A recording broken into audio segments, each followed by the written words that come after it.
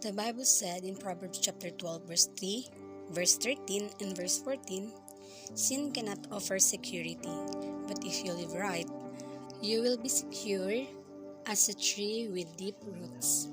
Verse 13, we trap ourselves by telling lies, but we stay out of trouble by living right. Verse 14, we are rewarded or punished for what we say and do.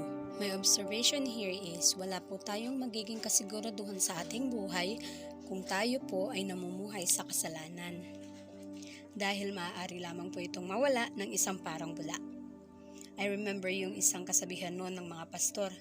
Ano man daw ho yung ginagawa natin or ano man daw ho yung meron tayo ngayon, kapag hinaluan mo daw ito ng kasalanan, ay ito po ay mamamatay. Kung sa loob ho ng ating pamilya, trabaho, o negosyo, magsinungaling ho tayo ng magsinungaling.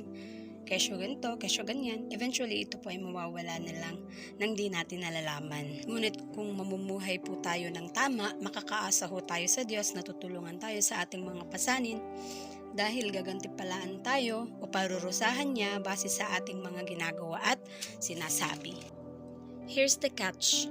Mas piliin ho nating mamuhay ng tama. Dumidepende at nagtitiwala sa Kanya sapagkat sabi niya sa Kanyang mga salita, mayroong seguridad sa Diyos at inihimbing niya ito sa isang puno na may malalalim na ugat. Bagyuhin man ang punong ito'y mananatiling nakatayo. Ganon ho ang seguridad na ino-offer sa atin ng Diyos kung mamumuhay ho tayo ng tama.